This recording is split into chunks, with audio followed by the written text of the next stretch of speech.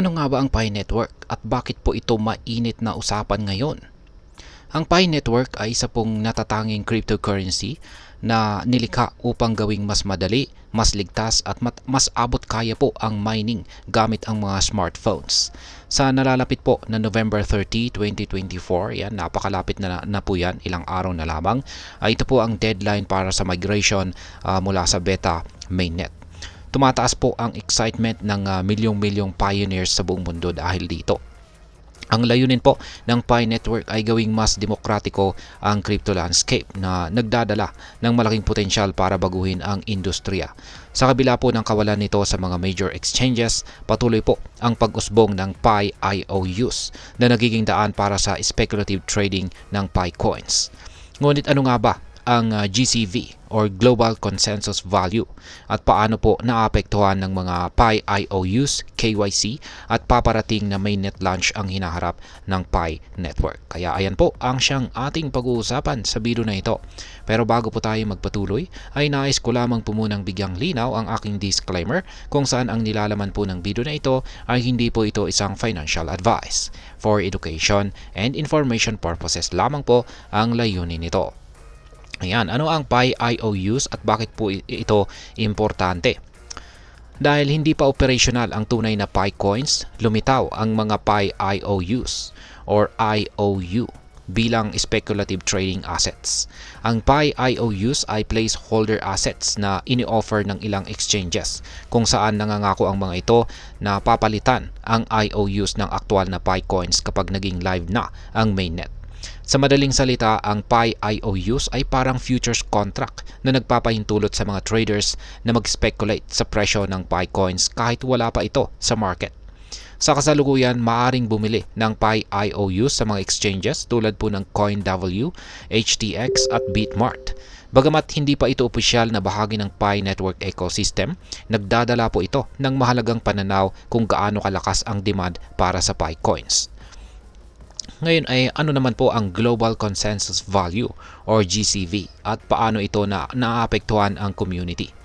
Ang GCV o Global Consensus Value ay isa po itong teorya na nagtatakda ng halaga ng Pi coins sa presyong $314,159. Isa pong napakalaking numero na hango po sa mathematical constant na Pi. Bagamat mukhang imposible ang halagang ito sa kasalukuyan, mahalaga ang papel ng GCV sa paghubog ng community-driven valuation ng Pi coins. Ang GCV ay batay po sa mga tatlong aspeto. Una ay ang perceived value ng community.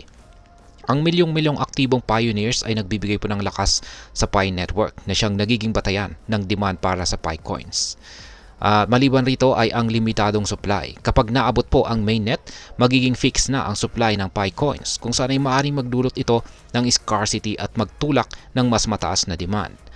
At panghuli ay ang utility po ng Pi coins. Kapag nagsimula ng tanggapin ng mga negosyo ang Pi coins bilang bayad, magdadala po ito ng tunay na halaga at paggamit sa totoong mundo. Real world use case ang tawag po dyan. Kung tatanggapin ng mas malawak na community at mga negosyo ang GCV, maaari po itong maging baseline value ng Pi coins sa market. Ngayon ay ano naman po ang kaugnayan ni Ginoong Elon Musk at ang Pi Network?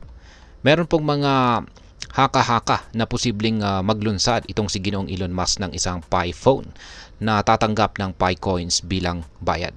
Bagamat wala pang opisyal na kumpirmasyon, ang ganitong balita ay lalong nagpapataas ng interes sa Pi Network. Ang posibilidad na ma-integrate ang Pi coins sa cutting-edge technology ay maaaring magbigay ng mas malawak na adoption at utility sa cryptocurrency na ito. Ngayon ay ano naman po ang maaring maging epekto nito para sa atin bilang mga Pinoy crypto enthusiast, lalo na yung mga nakapagmina po dyan ng mga Pi coins. Yan, para sa atin ay ang paparating po na deadline ng mainnet migration ay mahalagang milestone. Kaya yan, mayroon mga ilang epekto po ito. Unang-una ay ang KYC verification. Kung hindi po makukumpleto ang KYC bago ang November 30, mawawala ang lahat ng mining coins or mini ng Pi coins. Kaya mahalaga na siguraduhin po ang pagiging verified. At na-content ko na yan sa nakalipas na video. At maliban dito ay ang oportunidad sa maagang pagpasok. kung tuluyang maging matagumpay ang mainnet launch, maaari pong makinabang ang mga naunang pioneers mula sa potensyal na pagtaas na halaga ng Pi coins. At panguli ay ang mas maliwanag na hinaharap. Ang pagsama po ng Pi coins sa tunay na market at pagtanggap nito ng mga negosyo ay maaaring magdala ng positibong epekto sa ekonomiya ng mga individual investors. Ngayon ay ano naman po ang aking masasabi tungkol dito? Ang Pi network ay may malaking potensyal na gawing mas accessible at user-friendly ang cryptocurrency sa masa.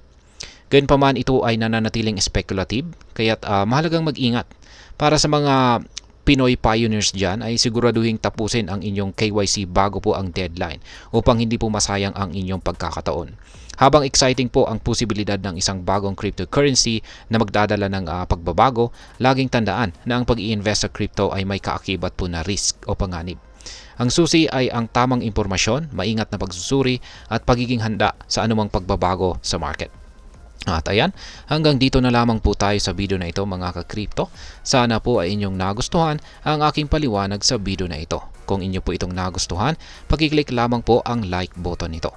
Marami pong salamat sa panonood, ingat po tayo lagi at God bless po sa ating lahat.